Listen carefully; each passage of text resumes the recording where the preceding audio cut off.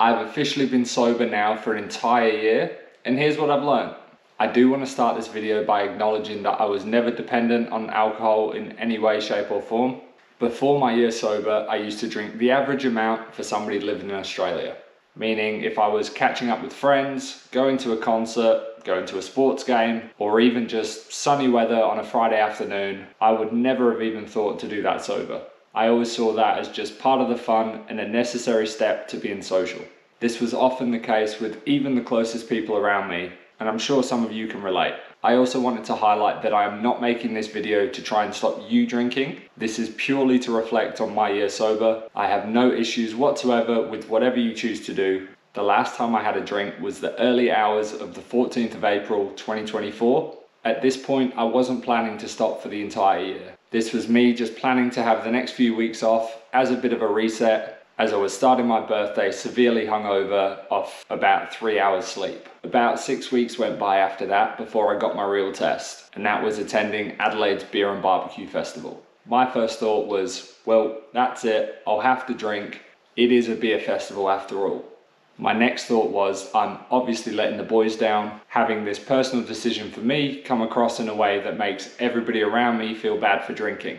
Definitely not what I wanted to do at all. It was at this point that I read something that shared, we as humans, especially in the tougher times, put thoughts or words in other people's mouths without giving them the courtesy to speak and then judging them for what we think they might say.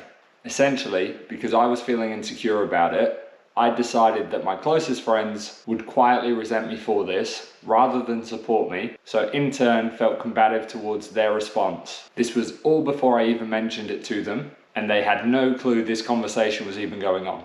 This is a bit of an honest insight into my head and my level of thinking sometimes. The piece that I was reading suggested that obviously, this isn't a good idea, and if you genuinely trust the people that you are talking to, it's probably going to go a lot better than you think. So, in a moment of feeling risky, I reached out to one of my closest people in the world and decided that I was still keen to go to the Beer and Barbecue Festival, I just wasn't going to drink. And to my, but nobody else's surprise, he had no issues with this whatsoever. So shout out to George. This is somebody that I've known forever, and my intrusive thoughts were telling me that for whatever reason, this was going to be an issue. It wasn't. He was super supportive. I then reached out to another close friend of mine, Connor, and he was really supportive as well.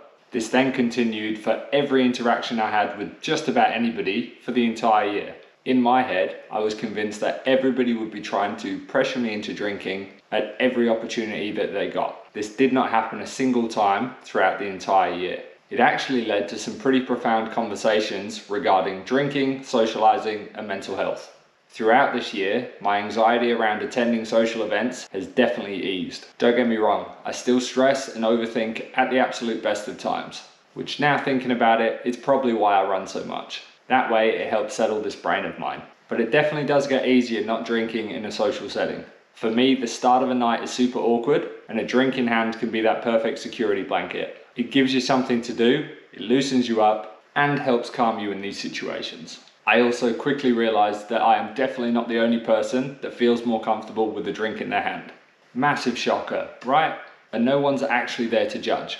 And if they were, I probably wouldn't be surrounding myself with them. In Johann Hari's book, Lost Connections, it talks about the importance of facing feelings and emotions rather than masking them. The theory suggests that confronting these feelings head on will get you through them far quicker than avoiding them.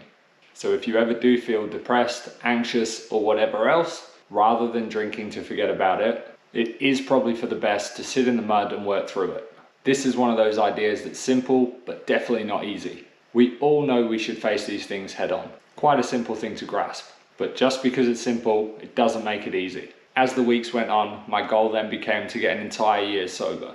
But now that I've made it, I kind of want to continue. I'm not saying that I'll never drink again. Realistically, I probably will. But for right now, it's working for me. I'm definitely feeling less fragile on a Sunday morning. I am feeling better equipped to face those tough conversations. I also now know that I can see friends, I can go to sports games, I can go to concerts or festivals completely sober and still have a great time. I know this because I've been doing it for the last year.